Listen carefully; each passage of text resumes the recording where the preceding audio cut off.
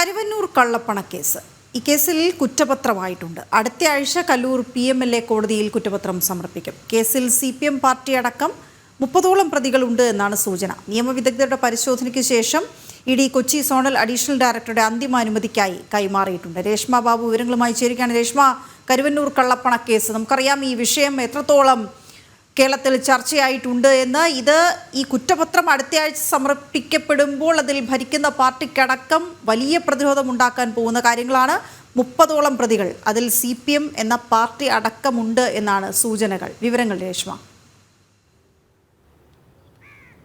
അവീണ, ED Kochi zonal additional ഡയറക്ടറുടെ അനുമതി ലഭിച്ച ശേഷമായിരിക്കും ഈ അന്തിമ കുറ്റപത്രം അത് കോടതിയിൽ എൻഫോഴ്സ്മെന്റ് ഡയറക്ടറേറ്റ് ഉദ്യോഗസ്ഥർ സമർപ്പിക്കുക. പ്രധാനമായിട്ടും രണ്ടാം ഘട്ട കുറ്റപത്രം അല്ലെങ്കിൽ അന്തിമ കുറ്റപത്രത്തിൽ നിലവിൽ 30 പ്രതികളുണ്ട് എന്നുള്ളതാണ് സൂചന. CPM പാർട്ടി അടക്കമുള്ളവരാണ് ഈ രണ്ടാം ഘട്ട കുറ്റപത്രത്തിൽ പ്രതികളായിട്ട് ഉൾപ്പെട്ടിട്ടുള്ളത് എന്നുള്ളതാണ് പുറത്തു വരുന്ന വിവരം. നമുക്കറിയാം, രണ്ടാം ഘട്ടത്തിൽ ചോദ്യം ചെയ്യലുകളിലൊക്കെ തന്നെ CPM പാർട്ടി നേതാക്കൾ, പ്രത്യേകിച്ച് ഈ കരുവന്നൂർ സഹകരണ ബാങ്ക് തട്ടിപ്പ് അതിന്റെ ഒരു കാലഘട്ടത്തിൽ ആരൊക്കെയാണോ CPM ജില്ലാ സെക്രട്ടറി തല ചുമതല വഹിച്ചിരുന്നവർ അവരെ ചോദ്യം ചെയ്തുകൊണ്ടുള്ള നടപടികളിലേക്കായിരുന്നു എൻഫോഴ്സ്മെന്റ് ഡയറക്ടറേറ്റ് കടന്നിരുന്നത്.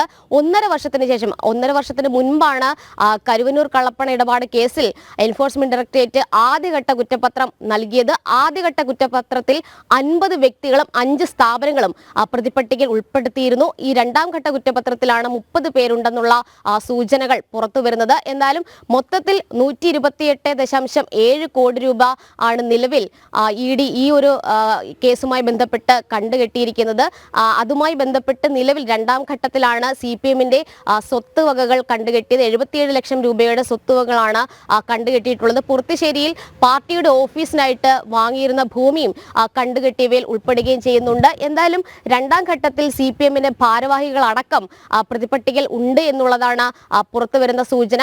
ആദ്യഘട്ടത്തിൽ ചോദ്യം ചെയ്തവരിൽ അല്ലെങ്കിൽ പ്രതികളായവരിൽ മുഖ്യ ആസൂത്രകനായിട്ടുള്ള P സതീഷ് കുമാറും CPM നേതാവും കൗൺസിലറുമായിരുന്ന PR അരവിന്ദാക്ഷൻ ഇവരടക്കമായിരുന്നു പ്രതികളായിട്ടുണ്ടായിരുന്നത്. രണ്ടാം ഘട്ടത്തിൽ ചോദ്യം ചെയ്തവരിൽ ഉണ്ടായിരുന്നത് CPM ജില്ലാ സെക്രട്ടറിമാരായിരുന്ന K Radhakrishnan MP, MM Varghese, അതോടൊപ്പം തന്നെ AC മൊയ്തീൻ ഇവരൊക്കെയായിരുന്നു ഉണ്ടായിരുന്നത്. എന്നാലും രണ്ടാം ഘട്ട കുറ്റപത്രത്തിൽ 30 പ്രതികൾ ഉണ്ടെന്നുള്ള സൂചനകൾ പുറത്തു വരുന്നുണ്ട്. കുറ്റപത്രം സമർപ്പിക്കുന്ന വേളയിൽ ആയിരിക്കും ആരൊക്കെയാണ് പ്രതികൾ എന്നുള്ള കാര്യത്തിൽ ഒരു വ്യക്തത വരിക. എന്നാലും രണ്ടാം ഘട്ടത്തിൽ അല്ലെങ്കിൽ അന്തിമഘട്ടത്തിൽ ഉൾപ്പെടുത്തിയിരിക്കുന്നത് ഈ കരുവന്നൂർ സഹകരണ ബാങ്കിൽ ഒരു നിയമവിരുദ്ധമായിട്ട് വായ്പ എടുക്കുകയും അത് തിരിച്ചടയ്ക്കാതെ ബാങ്കിനെ കബളിപ്പിച്ചവരെയുമാണ് ഉൾപ്പെടുത്തിയിരിക്കുന്നത്. ഈ വ്യക്തികളും സ്ഥാപനങ്ങളും അടങ്ങുന്നതാണ് അന്തിമ കുറ്റപത്രത്തിൽ പ്രതിപട്ടികയിൽ വരിക.